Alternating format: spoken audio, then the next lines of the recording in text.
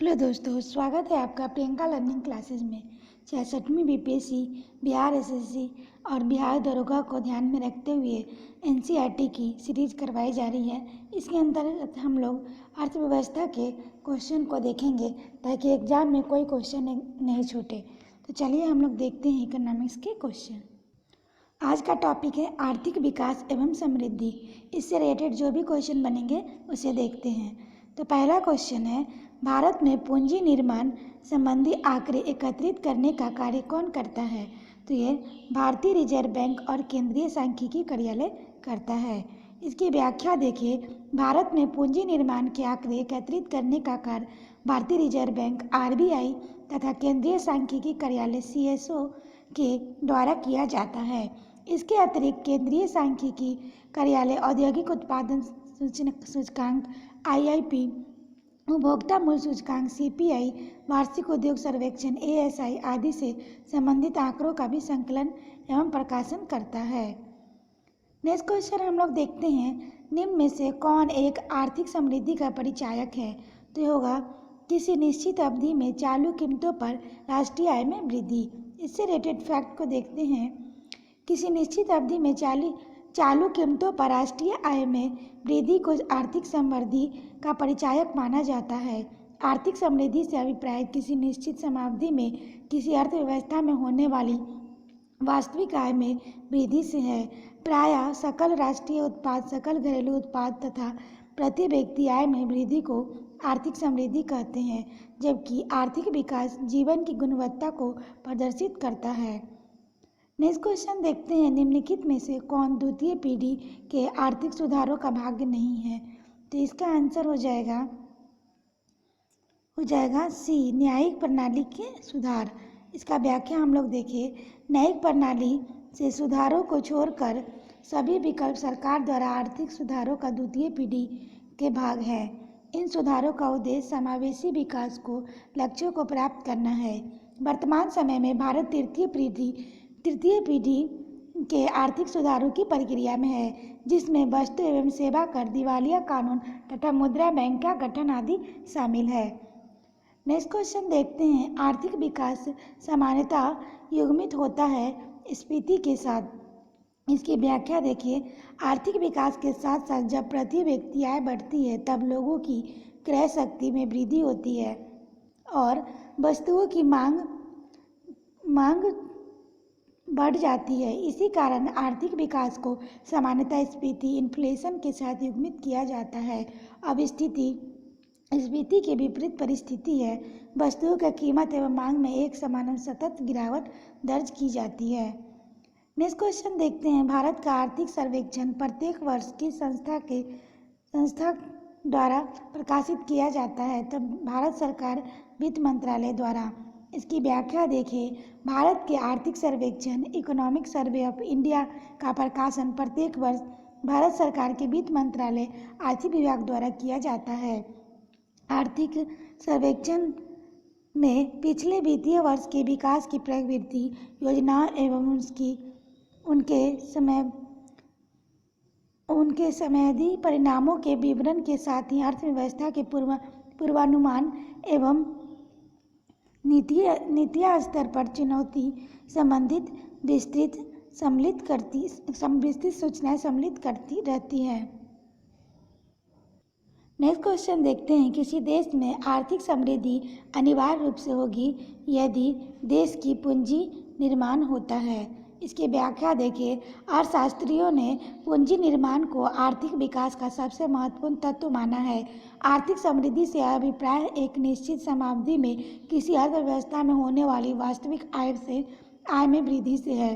प्रायः सकल राष्ट्रीय उत्पाद, सकल घरेलू उत्पाद तथा प्रति व्यक्ति आय में वृद्धि होने को आर्थिक समृद्धि कहा जाता है। नेक्स्ट क्वेश्चन है, सैद्धांतिक रूप से यदि आर्थिक विकास की कल्पना की जाती है तो इनमें से किसी साधारणतः शामिल नहीं किया जाता है? तो विश्व बैंक से वित्तीय सहायता में वृद्धि। इसकी व्याख्या देखिए,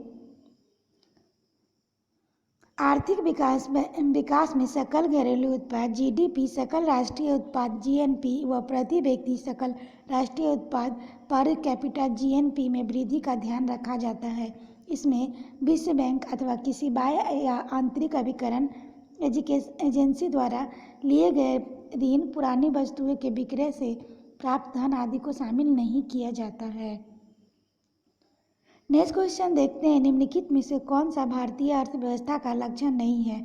तो प्राकृतिक संसाधनों की कमी नहीं है। इसकी व्याख्या देखिए, भारत प्राकृतिक संसाधनों से परिपूर्ण राष्ट्र है, अतः प्रश्नगत विकल्पों में डी भारतीय अर्थव्यवस्था के लाक्षणिक गुण नहीं है। शेष तीनों विकल्प भारतीय अर्थव्यवस्था के लाक्षणिक गुण हैं, जो एक विकासशील अर्थव्यवस्था के लिए प्रमुख लक्षण है। नेक्स्ट क्वेश्चन देखते हैं, किसी देश की आर्थिक समृद्धि इकोनॉमिक ग्रोथ को मापने का सबसे उपयुक्त मानक है उस देश का जगह प्रति व्यक्ति आय। इसकी व्याख्या हम लोग देखते हैं, स्थान लागत पर शुद्ध राष्ट्रीय उत्पाद एनएनपी अर्थात राष्ट्रीय आय का देश का कुल जनसंख्या से भाग देने पर प्रति व्यक्ति आय प्राप्त होती है। प्रति व्यक्ति आय लोगों की क्रय को दर्शाती है, इसलिए प्रति व्यक्ति आय देश को आर्थिक समृद्धि को मापने के लिए सर्वाधिक उपयुक्त मानक है। नेक्स्ट क्वेश्चन हम लोग देखते हैं, सूची 1 को सूची 2 के साथ सुमेलित करना है। तो इसको व्याख्या में देखते हैं, आर्थिक विकास, संरचनात्मक परिवर्तन, आर्थिक वृद्धि, सकल घरेलू उत्पाद, संपोषित विकास, पर्यावरण, जीवन की गुणवत्ता, स्वास्थ्य होगा। नेक्स्ट क्वेश्चन देखते हैं, मानव विकास रिपोर्ट निम्नलिखित में से किस संस्था द्वारा प्रकाशित हो जाती है? तो यूएनडीपी द्वारा होती है। इसकी व्याख्या देखिए, मानव विकास रिपोर्ट, ह्यूमन डेवलपमेंट रिपोर्ट संयुक्त राष्ट्र विकास कार्यक्रम यूएनडीपी द्वारा प्रकाशित की जाती है। पहली बार मानव विकास रिपोर्ट वर्ष 1990 में प्रकाशित की गई थी। प्रति वर्ष प्रकाशित हो जाने वाली वह रिपोर्ट मानव विकास सूचकांक के आधार पर विभिन्न देशों को रैंकिंग प्रदान करती है। इस सूचकांक का निर्माण 2 अर्थशास्त्री महबूब उल हक पाकिस्तान तथा अमर सेन भारत ने किया था। अब हम लोग नेक्स्ट टॉपिक देखते हैं, आर्थिक नियोजन। काफ़ी इंपॉर्टेंट टॉपिक है, इसके बारे में हम लोग देखते हैं। तो पहला क्वेश्चन है, आर्थिक नियोजन इकोनॉमिक प्लानिंग एक विषय है, तो एक समवर्ती सूची में है। इसका व्याख्या देखें, संविधान के 7वीं अनुसूची में समवर्ती सूची की प्रविष्टि संख्या 20 में आर्थिक एवं सामाजिक नियोजन का उल्लेख किया गया है, अर्थात इसका नियमन केंद्र और राज्य दोनों कर सकते हैं। नेक्स्ट है, 7वीं पंचवर्षीय योजना मार्च 1990 में समाप्त हुई थी। 8वीं पंचवर्षीय योजना कब प्रारंभ हुई थी? तो ये हुई थी अप्रैल 1992। इसकी व्याख्या देखें, 7वीं पंचवर्षीय योजना 1985 से 90 31 मार्च 1990 को समाप्त हुई। 7वीं पंचवर्षीय योजना समापन के 2 वर्ष के अंतराल बाद में 8वीं पंचवर्षीय योजना 1 अप्रैल 1952 से प्रारंभ हुई, जिसकी अवधि 31 मार्च 1997 तक थी। 1990 के आर्थिक संकट एवं राजनीतिक अस्थिरता के कारण 7वीं और 8वीं पंचवर्षीय योजनाओं के मध्य 2 वर्षों तक योजना अवकाश प्लान हॉलिडे रहा। नेक्स्ट क्वेश्चन देखते हैं, 10वीं पंचवर्षीय योजना में विनियोग दर इन्वेस्टमेंट रेट है, तो ये होगा बचत दर अधिक थी।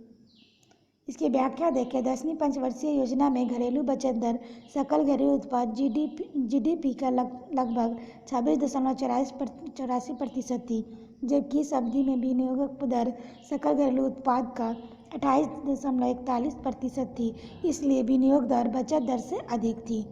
नेक्स्ट क्वेश्चन देखते हैं, 7वीं पंचवर्षीय योजना का प्रमुख नारा क्या था? तो इसका आंसर हो जाएगा भोजन, काम और उत्पादकता।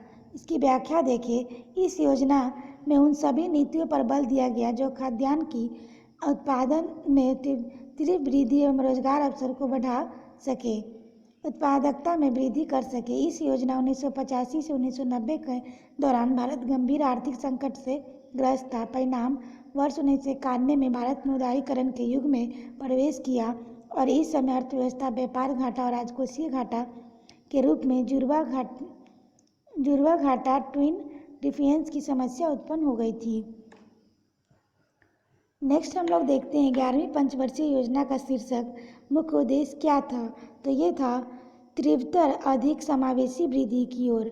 इसकी व्याख्या देखिए। 11वीं पंचवर्षीय योजना 2007 से 12 तक शीर्षक मुख्य उद्देश्य था तीव्रतर एवं अधिक समावेशी वृद्धि की ओर। इस योजना में प्रति वर्ष 9% से वृद्धि दर का उद्देश्य रखा गया था।